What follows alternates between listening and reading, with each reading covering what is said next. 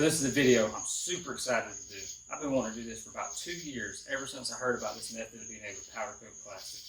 I've never tried it, and I haven't been able to talk to anyone that has, but we're going to give it a shot tonight and see if it actually works. So I decided to find a piece of old plastic out of the junk pile that somebody's already tried to spray paint. So you kind of see the common problems of spray paint plastic. It just doesn't stick to it.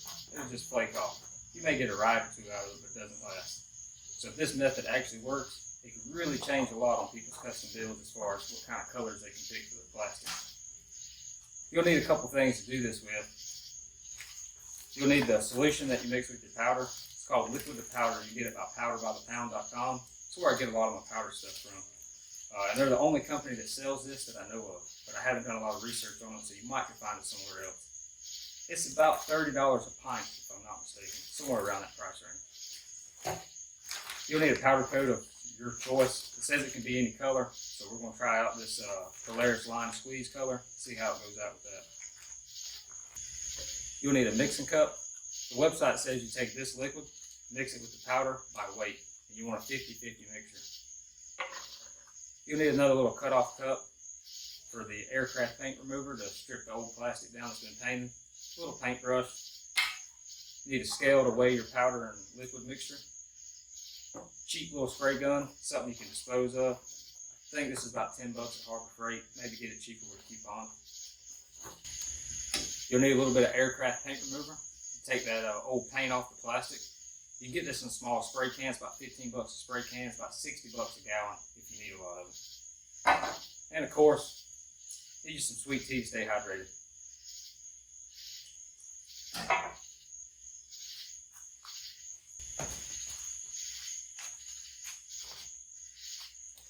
Also need 2 rubber gloves. Definitely don't want to get this on your skin. It will severely burn you if you get it on your skin, so definitely want to stay protected. So put some gloves on, go outside, clean this plastic up, bring it back in, see what we can do. So I took this out to the wash rack. Let it sit with the paint stripper on it for about 30 or 40 minutes. It did a pretty good job. There's still a few small spots here and there on it. Since I'm not actually using this on anything, I'm not going to take the extra time to actually strip every last little piece off of it. Now I did already attempt to spray this one time, but I had my mixture way too thin. It ran off of it like water. The website says you want a 50-50 mixture, but you don't want it too thin and you don't want it too thick. So I'm going to go back and do my mixture again and see what we come up with.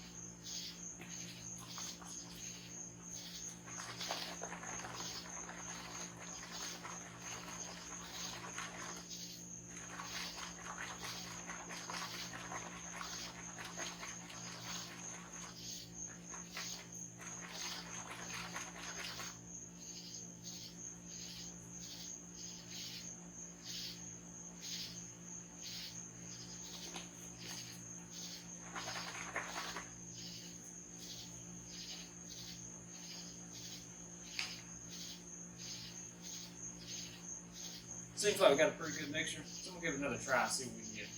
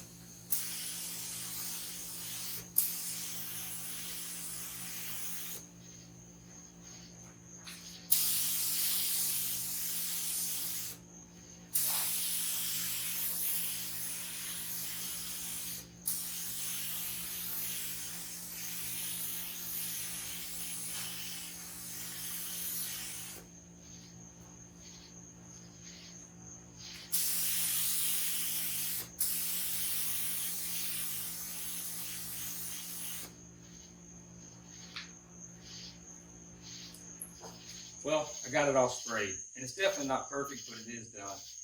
I think most of the problems I was having was all my fault. I think the mixture needs to be a hair thicker than 50-50. 50-50 seemed to be a little too thin, and it was starting to get runs in the beginning. I also think you need to slow down and go real slow doing this. It took me about an hour and a half to get this far, but I think it probably should have took me closer to 2 hours if I had done it correctly. The website says this needs to completely dry before you put it in the oven. So I'm going to give it about another 15 to 20 minutes to cure, and then I'm going to throw it in the oven, and we'll see if the plastic can handle 400 degrees for 10 minutes.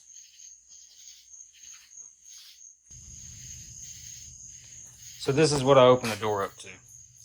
And I think this is mostly my fault. It's about 2 o'clock in the morning, and I might have kind of passed out in the chair waiting on the oven. I heard a loud thump like 2 minutes ago coming from the oven. Came out here, opened the door, and this is what I found. I really don't know how long this thing's been in the oven, so it could have been in there way too long. So I'm going to pull it out, take it outside, clean it up, and let's check it out and see exactly what it looks like. So this is what I pulled out of the oven. Now after looking at the clock and looking at this, I think it's all my fault. I think I kind of passed out in the chair, and it just stayed in the oven way too long. I heard a loud noise come from the oven, kind of woke me up. I jumped up, ran in there, and this is what was laying on the bottom. So I'm not saying this method doesn't work, but I'm saying if you do it, watch your heat and watch how long you stay in there. Definitely no more than 10 minutes. Now the upside to this is it seems to be pretty strong. It seems to be bonded to the plastic pretty good. It doesn't want to scratch, it doesn't want to chip.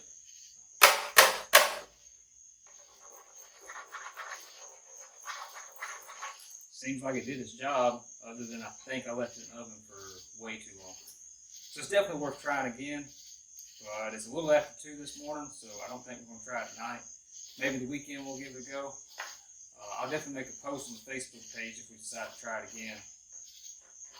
So if you do try it yourself, definitely watch the heat. It's not going to last 20 or 30 minutes in the oven like a metal part will. Well, it's time I go in and get some sleep before I got to get up at 6 in the morning to start this over again. So until next time. So if you follow our Facebook page, you know we do weekly giveaways. This week's giveaway is a switch panel for the Honda 300, the OBS Honda 42500, and the new body style 42500s. If you watch this video this far, if you go to the comments and just comment the word green, we'll give you 1 free entry. The drawing is tomorrow. We'll probably do it tomorrow afternoon, tomorrow night. Depends on how quick we can get all the names put in the hat. And we'll post the winner sometime tomorrow night.